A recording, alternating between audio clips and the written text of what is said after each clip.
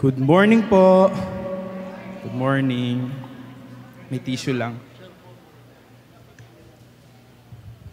One desire. Amen. Thank you, Lord, for the confirmation of the message for this morning. Let's pray. Father, we come before you right now. We humble ourselves and we thank you that with you, there's completeness of joy. With you, there's calmness in us. Right now, God, I pray that you hear our cry, the cry of our hearts. And that is to be with you. Because nothing can satisfy us. Nothing, no one, and nothing can satisfy us, but only you, only your presence. God, I pray that you will talk and we will listen. And I pray, God, kalabitin mo siya na medyo nakatalikod na, papalayo na sa'yo. Kalabitin mo siya, God. In Jesus' name we pray. Amen. Amen. Pakibati po yung inyong katabi ng isang magandang umaga. Kung di nyo pa po nababati. Kung asawa nyo yan, ngitian ninyo. Siyempre, baka yung asawa nyo, hindi nyo pa nangingitian. Wala pa yung asawa ko. No? By the way, I would like to honor everyone na you are really finding time, making time to be in the church. No? I would like to honor yung mga seniors natin. No?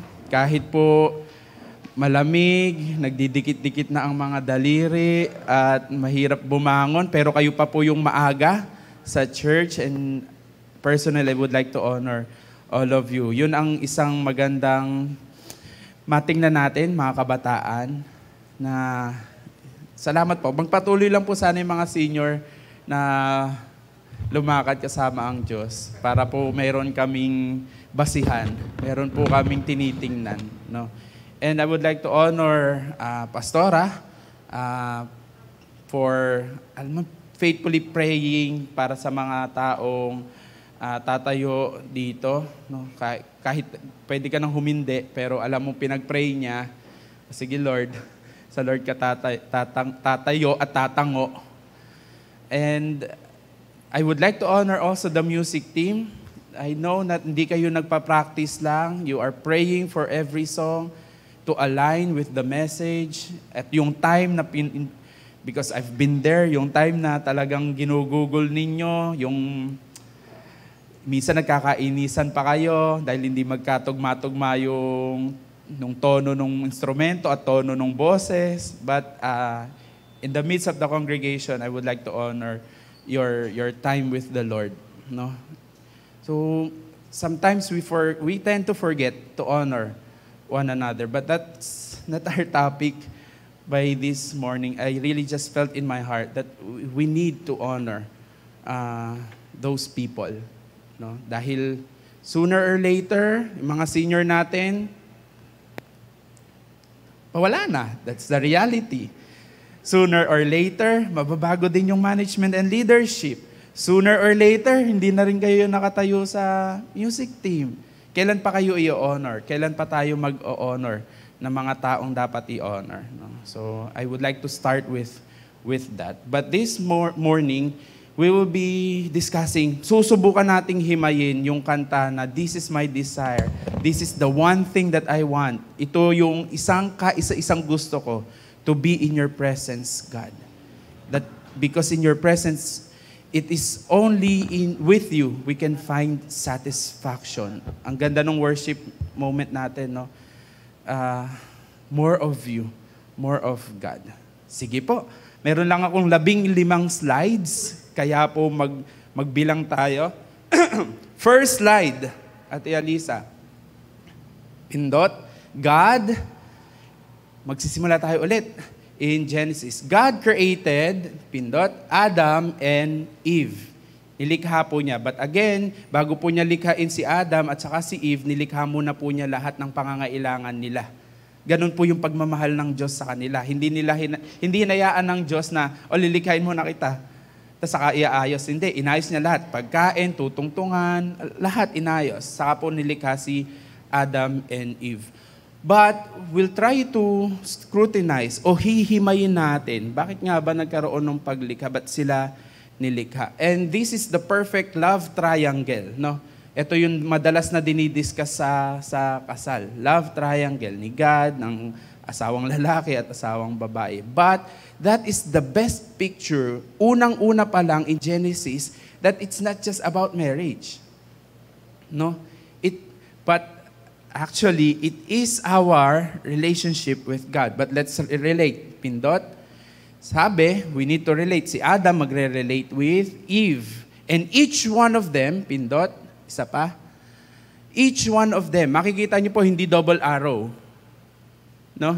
Hindi double arrow. At saka hindi siya yung parehong dapat sila. Hindi. Individual, isa-isa yung relasyon ni Adam at sa Diyos niya, si Eve at yung Diyos niya.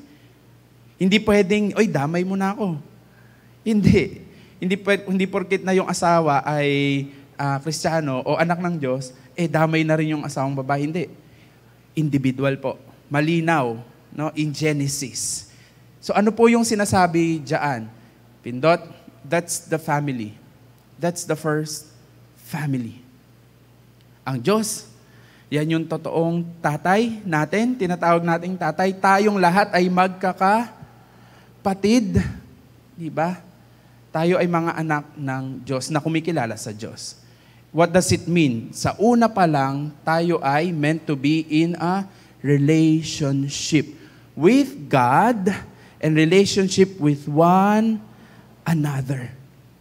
Kaya nga pag dinugtong sa New Testament, ano lang ang main goal nating lahat, calling natin, the greatest commandment, love the Lord your God with all of your everything and love the people around you as you love yourself. Dapat po mayroong, pindot pa, may kaisahan ang tatlong iyan. Dapat iisa lang sila. But here's the question. Pindot. Ano ang kasalanan ni na Adan at Eva sa pasimula? Ano ba talaga kasalanan nila? Ano po? Disobedience. Yan ang turo ng relihiyon sa atin. Nag-disobey. Pero ngayon po, subukan nating himayin. Ang relihiyon, ang turo, nag-disobey. Pero alam nyo, pag hinimay po natin siya, yung disobedience is just a result nung talagang kasalanan nila. Yung pag-disobey nila ay resulta lamang nung talagang kasalanan nila. Ano kaya yon? Susubukan nating sagutin. Next. May pananalangin na ba ng panahon nila? May pananalangin na ba nung panahon ni Eva at ni Adan, nung hindi pa nagkakasala? May prayer na ba? Wala pa? Face-to-face communication? Wala. Relihiyon ulit. Di ba? Kasi later, susubukan natin yang sagutin. Dalawang tanong. Sagutin natin yung unang tanong. Next slide. Wait lang muna. Ang totoong kasalanan ni Adan at ni Eva ay hindi disobedience. Ang totoong kasalanan nila ay, yung pagsuway ay resulta lang po Sumuway sila kasi nakalimutan nila bumalik sa totoong design nila. Kumonsulta sa Diyos. Nung bang tinukso, mukhang masarap yan. Nag-take time pa ba si Eva para kumonsulta kay Adan?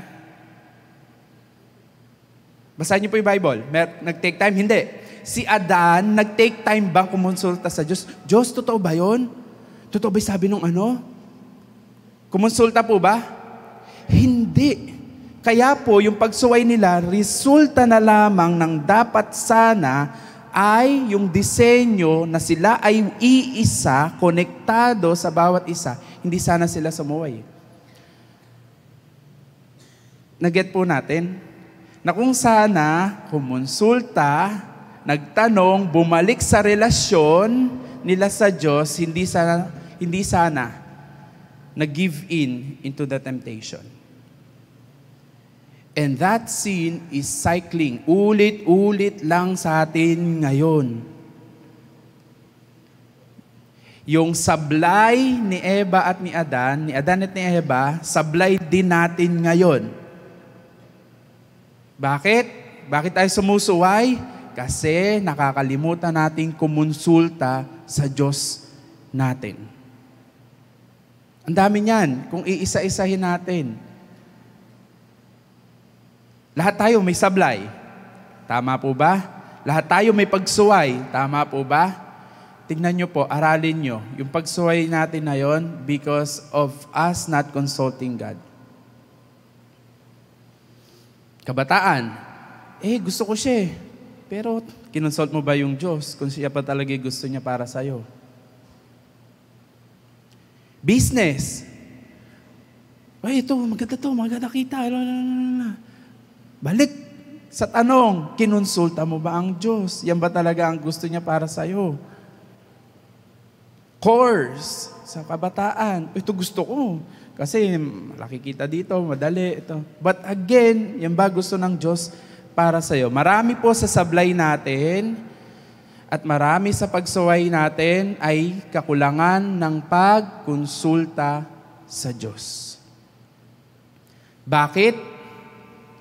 Kasi kulang tayo nito. Sorry. Sige. Kulang tayo ng time. Paano nagkulang ng time? Ilang oras po ba meron kayo sa isang araw? 24. Ikaw ba? 24 din. Okay? Si Harmony at saka si Ate Evelyn, 24, tig 24. Meron po ba ditong lagpas ng 24 hours a day? Wala. Pare-pareho po tayong may oras. Paano natin sasabihin kulang? It's just a matter of us really using our time properly, wisely. Ang ganda nga po nung, hindi actually maganda, pero merong suggestion, no? 8-8-8. 8 oras ng tulog, 8 oras ng trabaho, tapos yung 8 oras hahatiin mo with your faith, with others. No? Ang ganda nung suggestion. Yan yung kulang sa atin, time. Lagi kasi tayong nagmamadali. We tend not to consult God. Hindi, kinokonsult ko naman, Brother Arne. Oo, minsan kinokonsult natin, pero meron na tayong naka-ready-made. Na eto na. Parang, Lord, bigyan mo naman ako ng girlfriend, boyfriend. Ito po yung picture niya. Parang ganon yung pag-consult natin. No? Nagmamadali tayo. Our relationship with God is not the original relationship. Hindi na siya, next pindot, intimate. Hindi na siya close. Hindi na siya intimate. Ngayon, yung salitang intimate, wala na rin yan. Sinira na rin ang mundo. Pag sinabi yan, lalo sa mga kabataan, ano na lang ang naiisip dyan? Sex. Intimate.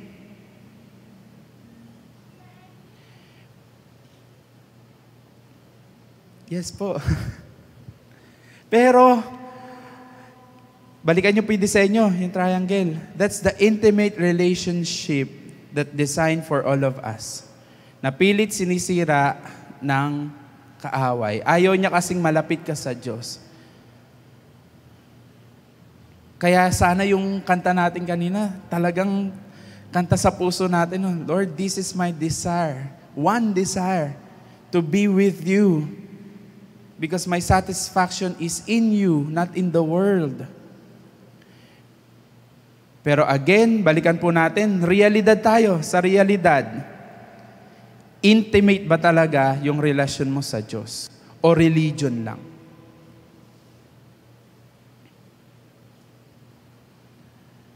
Sunday, sample. Pag naupo ka ba dyan, intimate talaga?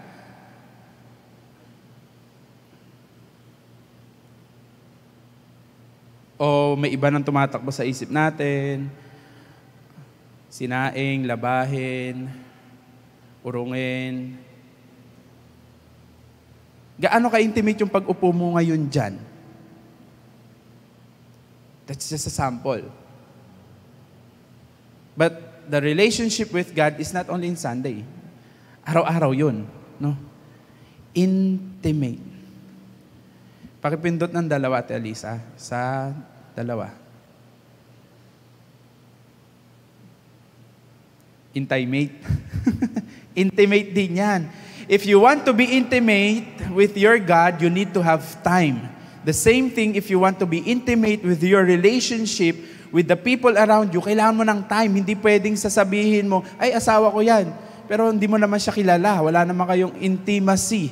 Again, intimacy is having a close relationship. Kilala mo siya. Hindi mo pwedeng sabihin, best friend ko yan, pero hindi mo naman alam kung ano talaga gusto niya. You need to spend quality time. Hindi ko sinabing time lang, ha? Spend quality time. Pwede kasi kung mag-spend sa'yo, mag-best friend tayo. Magde-date tayo, kunwari, best friend. Pero sa totoo, ang hawak ko, phone ko. Nagkukwento ka, pero phone ko yung hawak ko. Ano nga ba yun? Ano nga ulit yun, Harmony? Hindi intimate. Now, look, in time 8. Yung 8 tayo. Ano yung kumakain ng oras mo? Ano yung kumakain? 8. Ano yung kumakain ng oras mo? Cellphone? May 2 oras kang nag-scroll pero wala ka man lang 2 minuto sa pagbuklat ng Bible mo?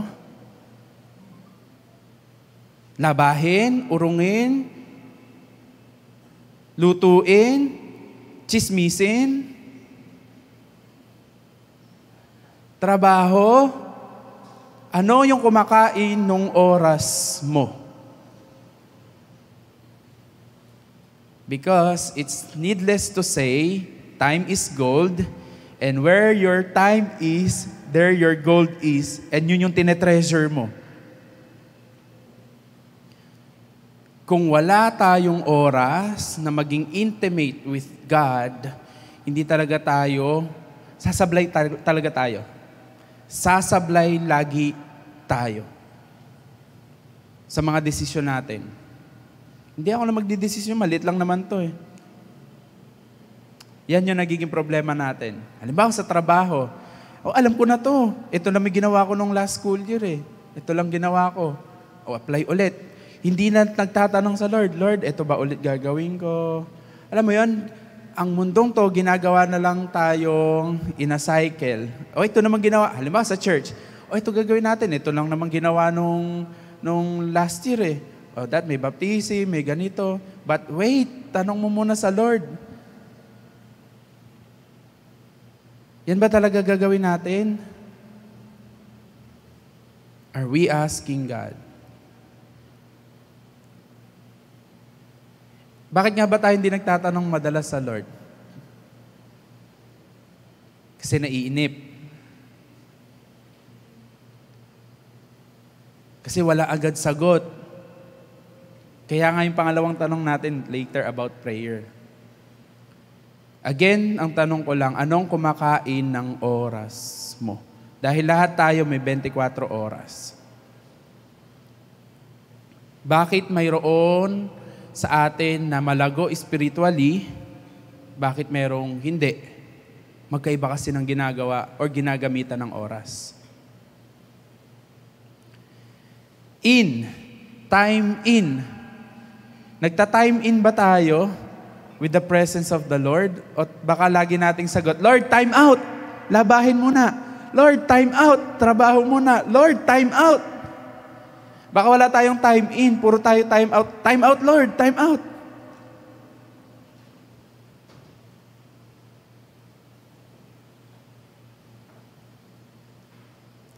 Intimate. Again, we cannot be intimate with the Lord without time. Kung ano yung kumakain ng oras mo, make sure napapalapit ka sa Diyos. Napapalapit ka sa Diyos sa paggamit mo ng oras mo.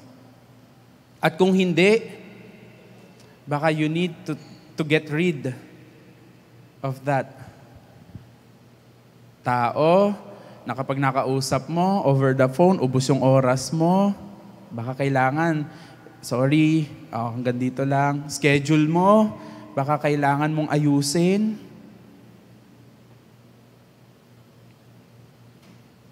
You need to be intimate with God. Tanong, gusto niyo po bang sumasablay? Ayaw. Tama, ayaw niyo pong sumasablay. Ayaw nating sumasablay. Pero ang tanong, do we ask God? Do we give time, intimate time with God? Intimacy.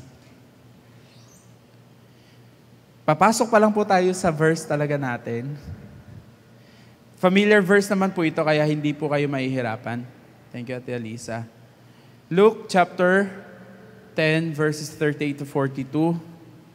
Hindi na po natin babasahin, pero familiar po kasi ito. Pumasok si Jesus sa isang village in Bethany, at siya po ay winelcome ng isang babaeng nagngangalang Martha sa kanya pong tahanan. At meron din po siyang kapatid na si Mary. At si Mary ay naupo, nakikinig kay Jesus. At tumating si Martha, Jesus, hindi ka ba nababahala? Hindi mo man napapatutulungin itong si Martha? Dahil ako'y pagod na, ako na lang lahat nag-aasikaso dito, patulungin mo siya. Sabi ni Jesus, Martha, Martha, Martha rantahin, teka, maupo ka dito, ito ang gawin mo. At iyon kasi yung pinili ni Mary. Okay? Yun po yung kwento. Tinagalog ko lang. Pero yun po yung kwento. Now, I want you to see these things. Sige, isang pindot pa, Ate Alisa. Si Martha, winelcome si Jesus sa bahay niya. Tama po? Ang bait nga ni Martha eh. Winelcome si Jesus sa bahay niya. Pinagamit yung bahay niya para sa Bible study. Okay? Pinagamit yung bahay niya para mag-aral. But, the problem is this. Opened yung home, but closed yung heart dahil busy yung hands. Nakita niyo po yung tatlong H? Si Martha, nagbukas ng home, good. Pero binuksan yung home, pero sa totoo, close naman yung heart niya. Bakit naging close yung heart niya? Kasi busy yung kamay niya. Puntahan po natin yung verse. Hindi po masama yung ginawa ni Martha. Huwag po nating ma-misinterpret.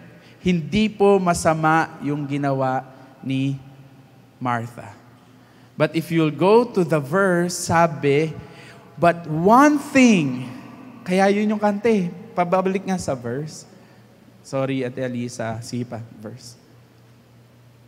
Sabi, in verse 42, but only one thing is necessary. Isa lang. At yun yung pinili ni Mary. At yun yung kanta natin kanina. Kung tototohanin natin yun, that one thing have I asked, and that is to sit in the presence of God. Hindi tayo sasablay. Hindi tayo mamamali. Balik tayo. Open home, closed heart, busy hands. Baka ganyan din tayo, no? Open home, but closed yung heart kasi busy yung kamay. Again, di po masama na magsalansan ng silya dyan or maglagay, kung ano man. Nagawain ng kamay. Hindi po masama lahat ng iyon. But please do not miss out. Huwag po nating mamimiss out yung pinaka-importante. And that is to sit down in the presence of God. Welcome to my beloved asawa. Pagpasensya niyo na po kami, talagang lagi po. Ayun po ang hirap ng may mga anak. But I honor my wife. Malinis po ang bahay namin bago kami umuwi, kaya po siya na late. Yun yung ni-make sure niya. Pag uwi namin, malinis at matutulog na lang kami. Anyway, sabi ko talaga, segue lang. Kasi, di ba pag nagpipreach dito, kasama yung asawa, nakaupo sa harap, ino-honor. Sabi ko, naku Lord, nami-miss out ko yun. I need to honor my wife in the congregation. Okay, so, thank you sa buhay ng asawa ko. To continue, hindi tungkol sa asawa ko to, kasi pag tungkol sa asawa ko, naku. To continue, intimacy. Baka po tayo, para rin tayong si Martha. No? Pero sana, maging katulad tayo ni Mary. Ano po ba yung kay Mary? I'm actually about to end. Kaya po mabilis lang to. Sige. Si Mary, naupo. Sa bahay.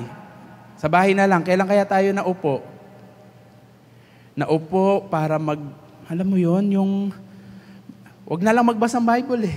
Yung maupo ka man lang, i-enjoy mo yung sarili mo, kailan ka huling naupo? Because when you are enjoying yourself, you are enjoying God also, because God is in you. You are created in His image and His likeness. Kailan mo huling in-enjoy yung sarili mo? Kailan ka talaga naupo? Pero doon talaga tayo sa spiritual part nito. Kailan ka talaga huling naupo, nagbasa ng Bible mo, hinimay-himay mo, nag-notes ka, kailan yon? Kailan ka huling nag-pray talaga na intimate? Hihintayin mo pa ba na may kailangan ka talagang ipag-pray na malubha, malala, bago ka maupo? Hindi ba pwedeng wala naman talagang problema pero mauupo ka at mag-e-enjoy ka lang, kadate yung tatay mo sa langit? Hindi ba pwede yun? Kakailanganin mo pa bang ma-ospital, ma-bankrupt, mawala ng mahal sa buhay para maupo? Kailangan pa ba talaga yon? O pwede namang gawing araw-araw maupo sa presensya ng Diyos? Church, my prayer is that we be awaken. Magising talaga tayo. No, gumising tayo mga kapatid kasi ang daya ng kaaway ngayon, naman ako sa phone. Nagmu-music naman ako. Naku. Ang daya ng kaaway ngayon, yung feeling mo okay ka pero hindi ka naman talaga okay.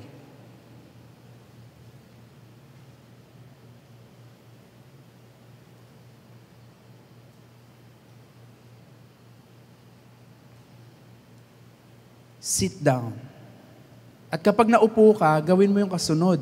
Be silent. Hindi minsan pag naupo tayo, nag-pray naman po ako Lord, thank you, bigyan mo po ako ng ikaw lang nagsalita Walang intimacy doon pag ikaw lang nagsalita.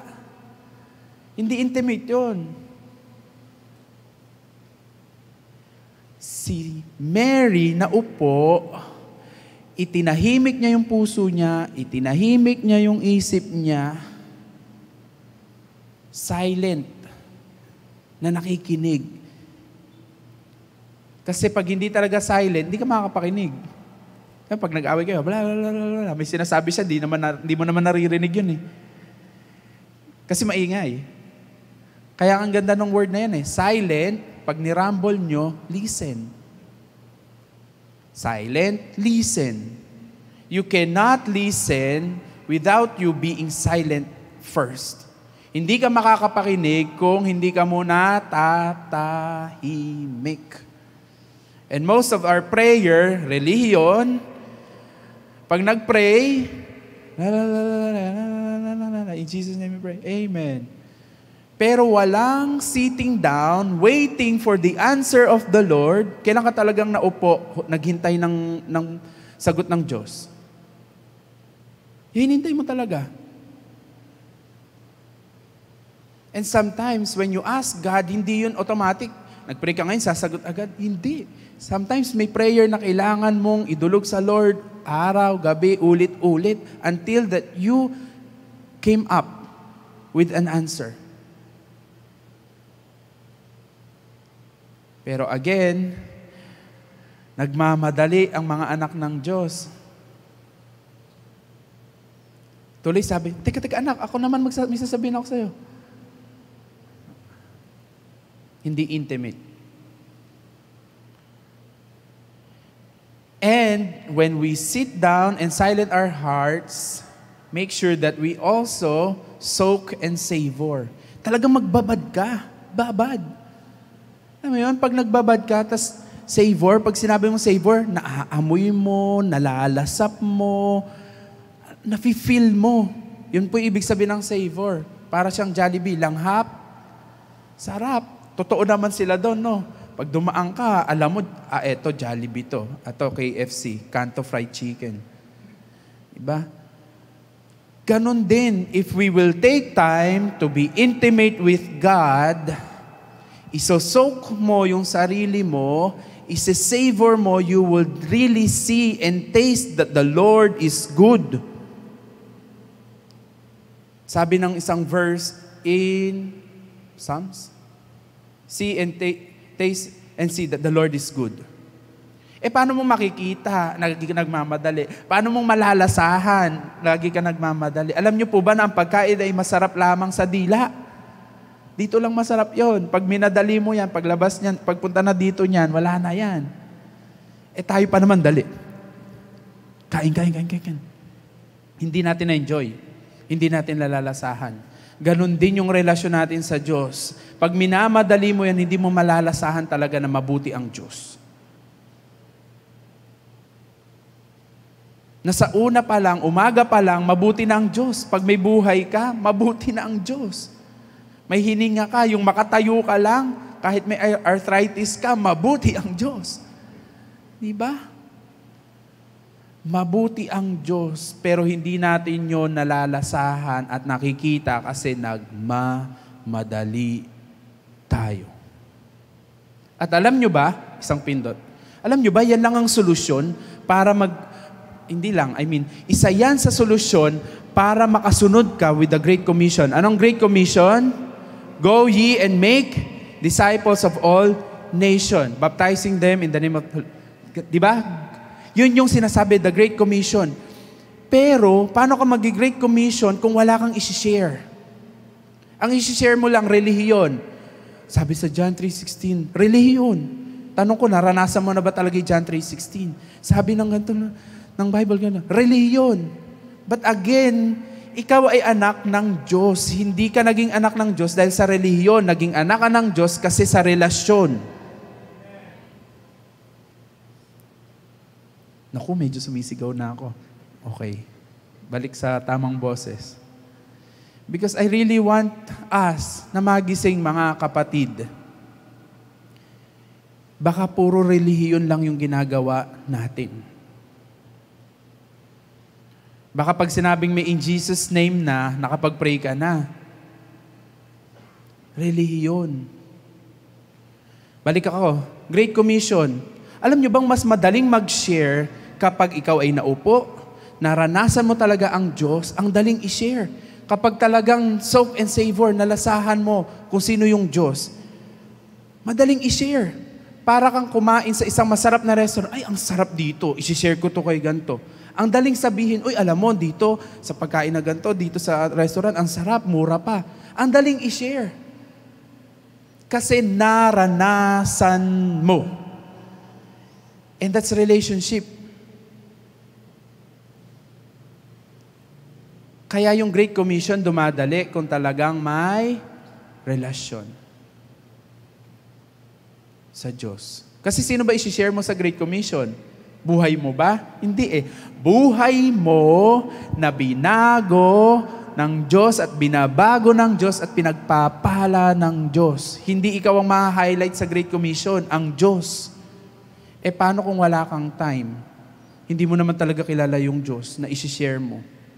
Wala kang karanasan sa Kanya. Hindi mo naranasan na siya talaga ay provider, healer, comforter. Siya ang iyong friend.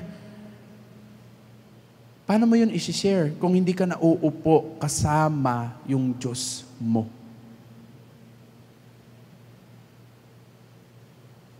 Intimacy.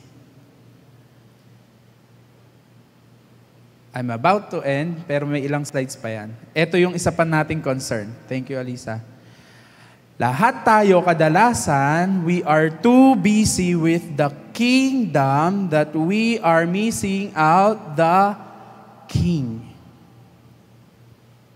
Na lagi nating binabanggit in Matthew 6:33, but seek first the kingdom of God and His righteousness, and all these things shall be added unto you. At ang ang konteksto nung verse na yan, sabi doon, kayo ay nababahala sa kakainin ninyo, dadamitin ninyo, bla bla bla bla. Tapos, yan po yung pangdulo, second to the pandulo. Kasi ang dulo niyan ay, wag niyong abalahin ng sarili niyo for tomorrow, hayaan niyo yung tomorrow ay mag-abala sa sarili niya. Yun yung 34. Pero sa 33 sabi, but seek first the kingdom of God and His righteousness, and all these things shall be added to you. Lahat ng things, lahat ng kinakaabalahan na natin, lahat ng pinoproblema natin, pagkain, damit, yan lang naman makaraniwan natin pinoproblema eh.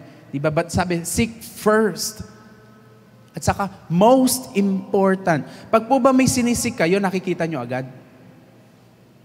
Hindi, diba? Kaya mo nga hinahanap eh. Kaya mo nga sinisik, it will take time. Wala ka namang hindi ka namang magsisik na alam mo na talaga kung na-get nyo po yon. Seeking God really needs time. Kailangan po talaga ng oras. Ngayon, hindi ko po alam kung ano-anong sitwasyon natin. Magkakaiba po kasi tayo. Kami may maliit, on our career pa rin. Yung iba po sa atin ay may oras. Yung iba nag-aaral. Magkakaiba po tayong sitwasyon eh. Pero alam nyo saan tayo common? Lahat po tayo ulit may 24 oras. Kaya hindi pwedeng sabihin na wala kang oras. Magkakaiba man tayo ng sitwasyon. Desisyon na lang yan. Seek His kingdom. Again, puntahan ko yung relihiyon dito. Ang relihiyon dito, busy sa kingdom. Sounds familiar ba to? Ginagawa ko naman to sa Lord eh. Yung pinagkakabisihan, ginagawa ko naman to sa Lord eh.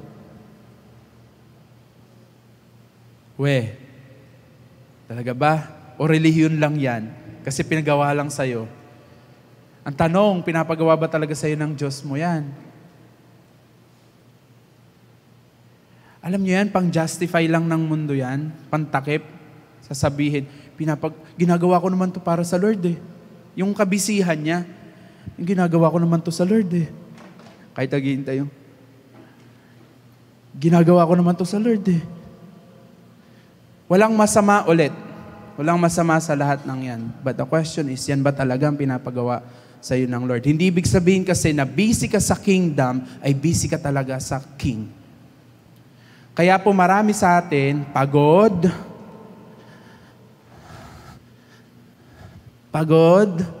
Alam nyo bakit? Kasi ang napiplease lang niya, yung nag-utos sa kanya. Hindi niya napiplease yung totoong hari niya. Tapos pagdating niya sa hari, Lord, di ba nagsalansan ako? Di ba Lord, nag-ano ako? Anak, sino ba nagsabi sa'yo magpakapagod ka dyan? Parang si Mary saka si Martha. Martha, sino ba nagsabi sa'yo magluluto ka dyan, magagawa ka dyan? Hindi naman yan yung nakaka-please sa akin eh. Ang nakaka-please sa akin, yung pinili ni Mary na upo. Ito pa po yung isang daya ng relihiyon. Yung feeling mo busy ka sa kaharian, nakakalimutan mo na yung hari. To the point na sa dulo, hindi naman pala na-please yung hari. Para kang nagpasa ng trabaho sa boss mo, tapos sasabihin sa'yo ng boss mo, ano ba to? Ito po ginawa ko po. Pinagawa ko ba sa'yo yan?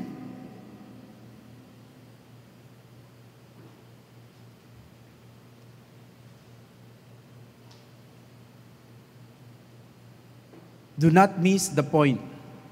Ulit, hindi masamang gumawa sa kaharian ng Diyos. But make sure, ask for the instructions of your king. Tanungin mo muna yung hari mo. Lord, gagawin ko ba to? Lord, anong gusto mong gawin ko sa sitwasyon na to? Hanggat walang sagot, huwag kang kikilos kasi pag kumilos ka, sablay na naman yan. Sure ball yun.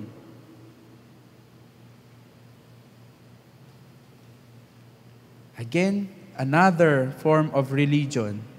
Busy sa kaharian, pero hindi talaga tinitingnan at pinakikinggan yung hari. Kasi walang time.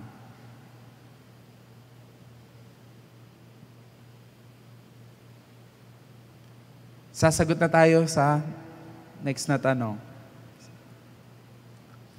May pananalangin na ba ng panahon nila? Meron na ba? Sabi ni Kuya Bing, wala. Wala. Sabi ni Pastora, meron. Mga kapatid, meron na po. Bakit? Brother Arn, walang prayer noon kasi wala pa si Jesus noon. Di nila sasabihin in Jesus' name. Alam nyo, kasi ang relihiyon, ang turo sa atin ng prayer, penge, asking. That's not prayer. That's just religion. Ang prayer is relationship communicating to God. Basahin niyo po itong kasunod na verse. Matthew, in the same chapter, Matthew 6, verse 8. Makikita niyo po, meron diyang warning.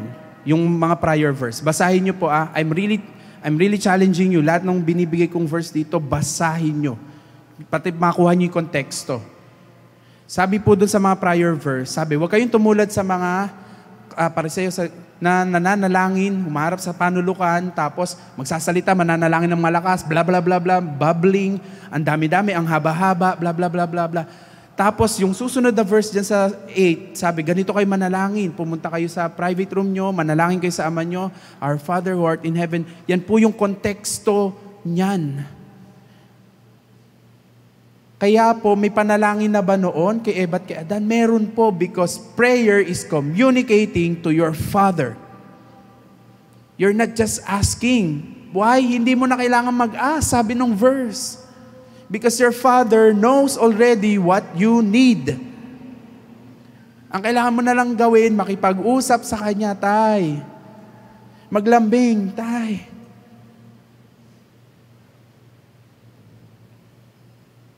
Pero ulit, wala kasi tayong oras, maglambing, makipag-usap, quality time with God. Kasi ang alam natin sa prayer, basta yan, nasaraduhan ng in Jesus' name, our Christ and Savior, we pray. Yun na yun. Prayer is not asking. Next. Prayer is not asking, it is relating.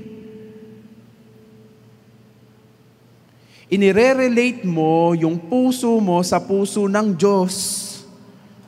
At hindi mo sinasabing, Lord, ito yung puso ko, ito masunod. Hindi, Lord, I want to relate with your heart. Ano yung puso mo para sa akin, para yung puso mo gusto kong sundin.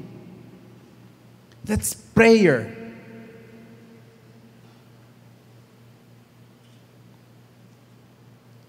Kaya po dun sa chapter 6, let your will be done. Napagkakamalian kasi natin, ang turo kasi ng relihiyon when it comes to prayer is asking. No. relating. When you pray, you relate with your Father.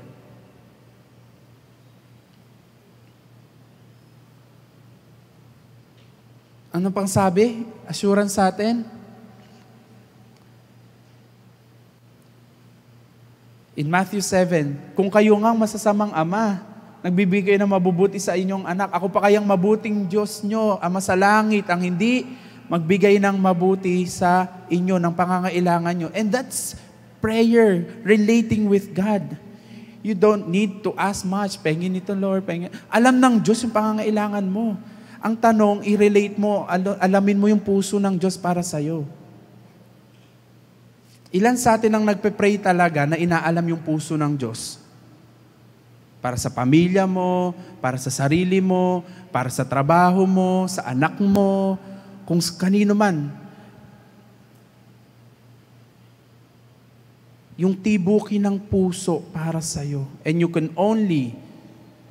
we can only listen to the heartbeat of God if we will take time, intimate time.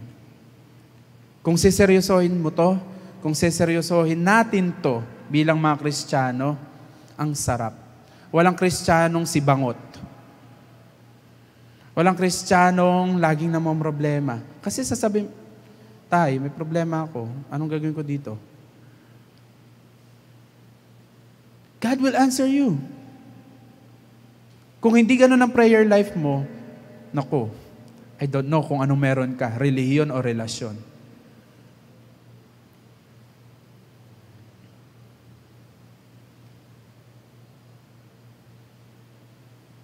Ganun lang kasarap makipag-usap sa Lord. Kaya nga pwede ka mag-pray without ceasing.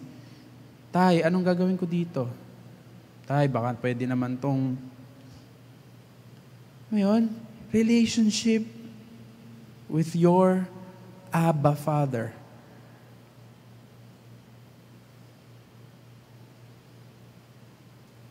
Last slide na po ako. Pakipindot na lang, Ate Alisa. Nag-extend na ako ng 5 minutes. Sige. Conclusion na yan. Sige pa. Conclude na natin. Sige pa. Intimacy with God gives clarity to His identity and capabilities or capacities. No? Pag intimate ka sa relasyon mo sa Diyos, kilala mo yung Diyos mo. Kilala mo kung ano'y kaya niyang gawin sa buhay mo. Pero kapag hindi intimate, naku, yan yung namomroblema ka. Bayarin, namomroblema ka, hindi mo kilala na ang Diyos mo kaya mag-provide. Kasi hindi mo siya kilala. You would only know someone kapag mayroon kang laging oras sa Kanya. Tama po ba? Pag kilala mo ang isang tao, kasi nag-spend ka ng oras eh. Di ba? Mag-best friend kayo, kilala mo. Hindi na niya kailangang sabihin sa yung order niya. Alam niya. Mag-asawa kayo, kilala mo yung bawat... You know the capacity and the identity of your God. Pero pag wala kang intimate relationship with Him, hindi mo siya kilala. Hindi mo siya makikilala. Again, not only reading your Bible, but making your Bible experienced by you. That's relationship. Dapat nararanasan mong provider talaga siya. Dapat nararanasan mong kapayapaan talaga siya. Dapat nararanasan mong tagapagpagaling talaga siya.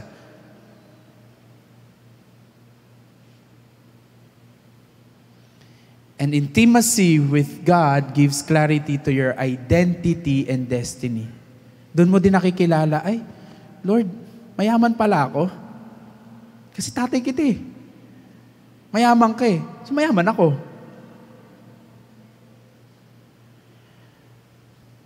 Kaya walang Kristiyano, anak ng Diyos, na tutungo-tungo.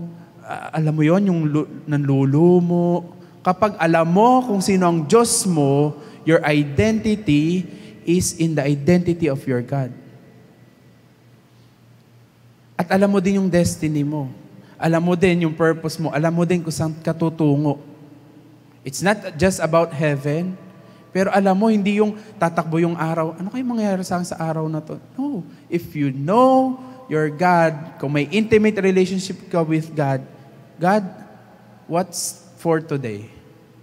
Anong meron sa araw na to? And God will answer you. You might be wondering, talaga ba? Try it. Subukan nyo yung totoong relasyon sa Diyos. Hindi lang relihiyon. Subukan nyo yung totoong pakikipag-usap sa Diyos nyo. Mararanasan nyo, sumasagot siya. To the point na kung paano mo gagamitin yung lakas mo, enerhiya mo, pera mo, lahat yan. Hindi yan uuho sa butas kasi alam mo kung saan dapat dalhin.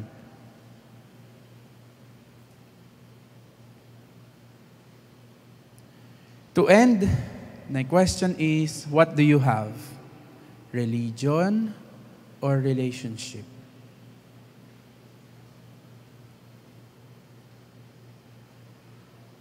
Again, hindi ako makakasagot niyan. Hindi ko matatalos ang puso ng bawat isa. But that's just a question para sa ating lahat.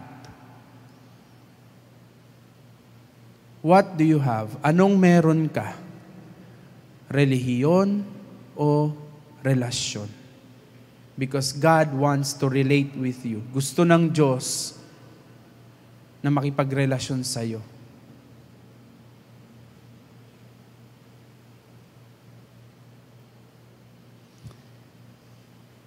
Let's pray. Father, thank you.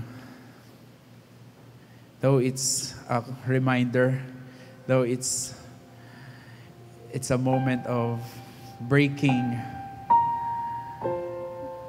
fossilized theology. Minsan, Lord, kailangan talaga namin mga ganito katuruan. Yung babasagin yung dati naming alam.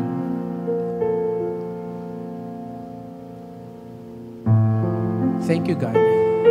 Thank you na hindi ka pa huli, hindi pa huli ang lahat. And we want to go back to that original design.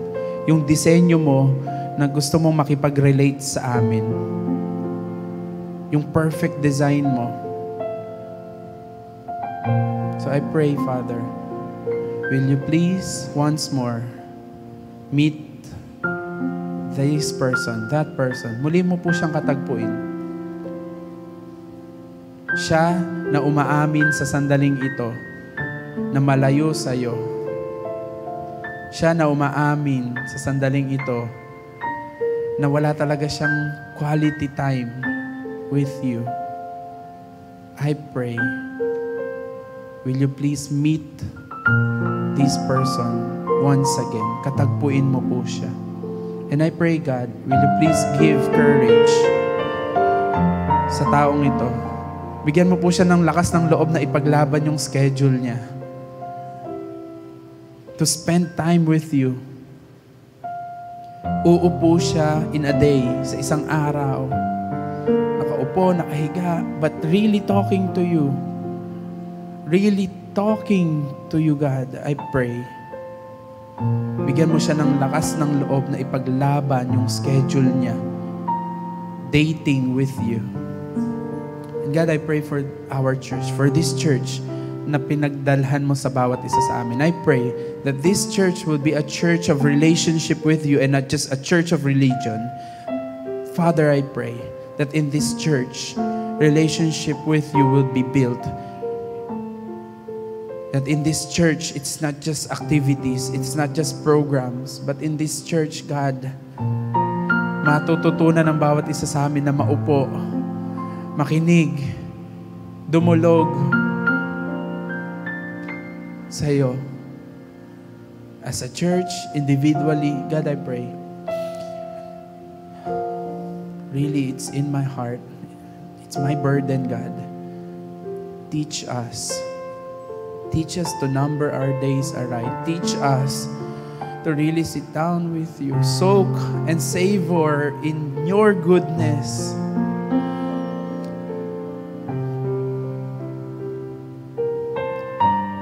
Na hindi namin sasabihin na ano ba namang buhay to? Ano ba namang araw to? Because you are good. Everything that you created is good for us. It will always be good. So I pray, Father, really give us time to sit down, to see and taste that you are good. God, I pray that you will bless also the families of this church. That each family, gagawin din namin to sa pamilya namin. That we will sit down. We will relate with you. We will soak our families with you. Because we know it's the target of the enemy. Target ng kaaway ang pamilya. So we pray, God, I pray for the families here. Turuan mo din ang bawat pamilya to really have a relationship with you. Thank you, God. Holy Spirit, I pray. Continue to teach. Kayo pong patuloy na magturo ng aming mga narinig sa umagang ito. Personally, individually. Holy Spirit, be our teacher. We let you to illuminate, enlighten us more ng katuroang ito. Thank you, God. Thank you, God, for everything. God, I pray that you will let the Martha in us to be silent. Bawat isa sa amin mayroong pinagkakabisihan. God, I pray, bigyan mo kami ng wisdom na talagang maging busy lang kami doon sa gusto mong maging busy kami. At doon sa mga hindi naman kami dapat maging busy, I pray, give us wisdom, discernment, kung ano-ano yon, encourage na alisin yun sa buhay namin.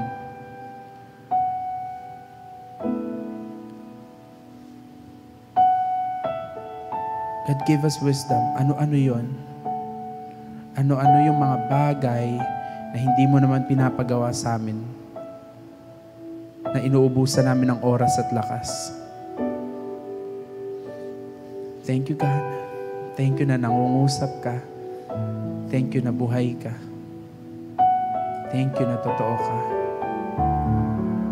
Ang papuri, pagsamba, tanging sa iyo lang aming Diyos.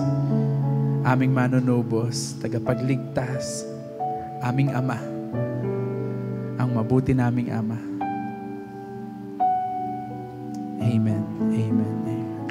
God bless us all.